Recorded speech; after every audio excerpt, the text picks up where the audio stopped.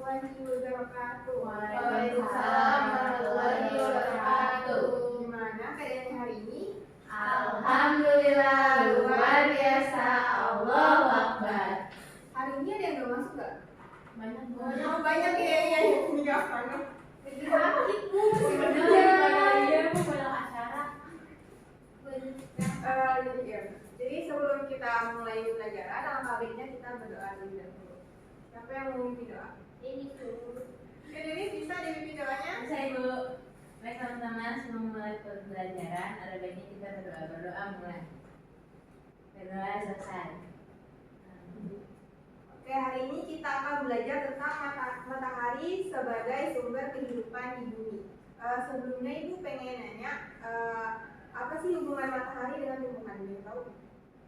Fotosintesis, Iya, Bu. benar,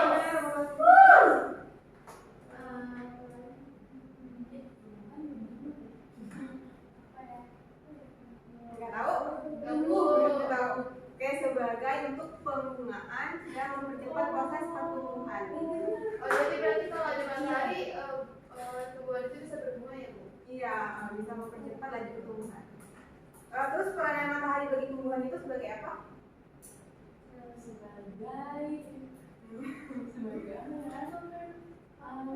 Matahari bu. Kalau misalnya banyak tumbuhan kan mereka sudah cukup ya? Iya. Jadi menjaga suhu agar tetap stabil. Terus juga sebagai untuk mempercepat proses pertumbuhan. Selanjutnya kita akan masuk ke dalam materi. Jadi Ibu akan menyuruh kalian untuk melihat video ini supaya kalian lebih berkonsentrasi. 8 manfaat energi matahari bagi manusia di bumi. Seperti yang kita tahu bahwa matahari merupakan pusat tata surya untuk kita.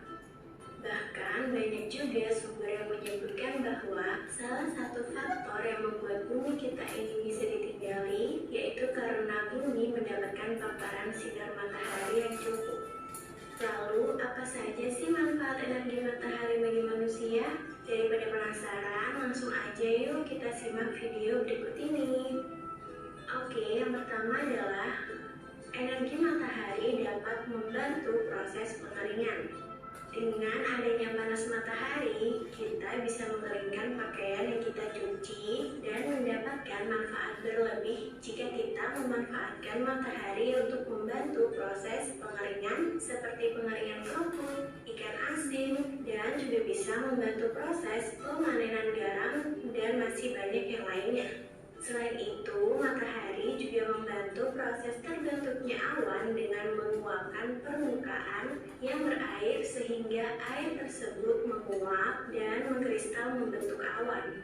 Nah, setelah awan terbentuk, matahari terus menyinarinya dan membuatnya kembali mencair menjadi peristiwa alam yang kita sebut sebagai hujan.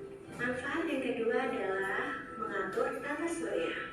Karena matahari merupakan pusat dari tata surya, jadi planet dan satelitnya berevolusi sambil berotasi mengelilingi matahari. Hal tersebut dikarenakan oleh gaya gravitasi matahari yang menarik planet sedemikian hingga planet-planet berevolusi mengelilinginya dan membentuk tatanan tata surya yang kita sebut sebagai galaksi Bima Sakti.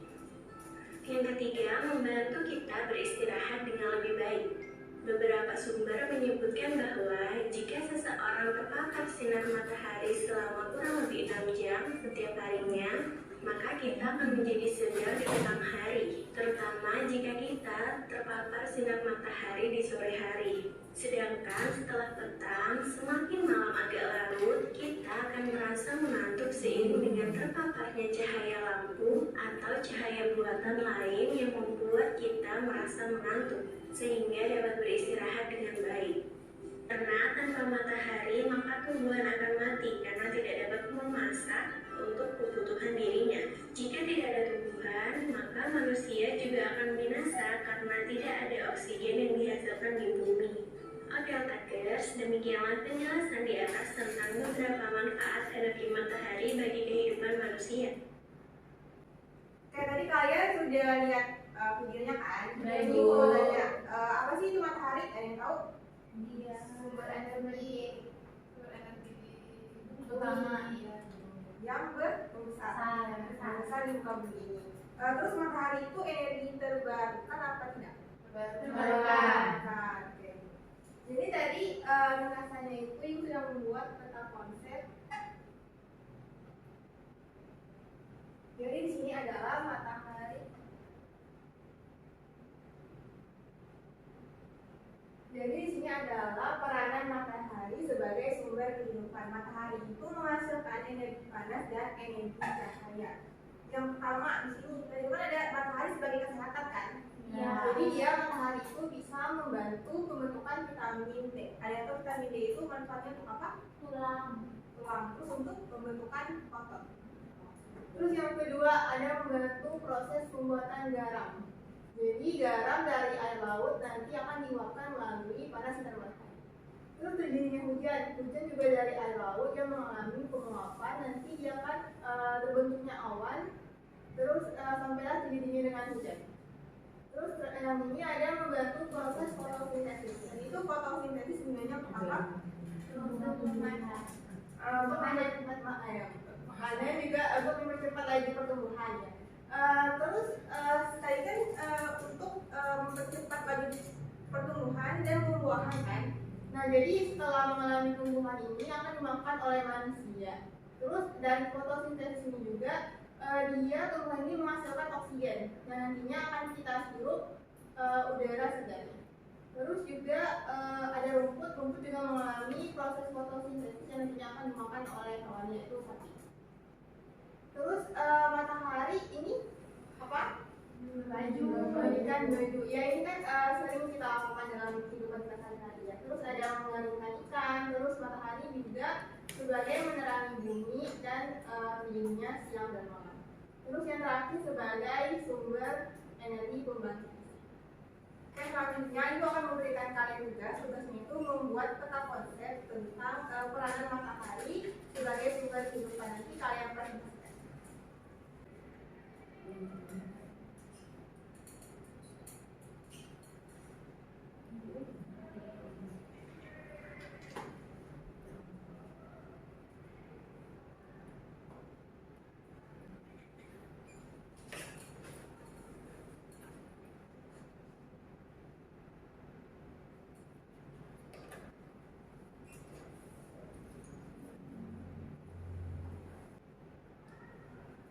Sudah semua?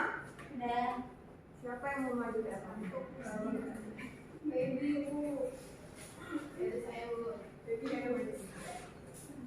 Tapi saya gitu. Ya nggak apa-apa.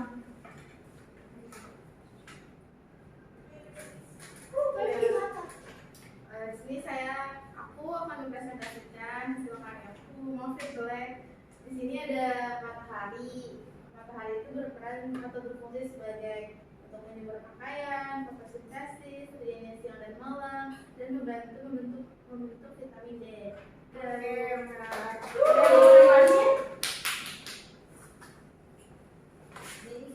Ini mau nambahin ya nih? Sama sih Bu, nggak apa-apa. Gak apa-apa. Oke. Ya. Ini aku mau ngasih tahu manfaat dari adanya matahari.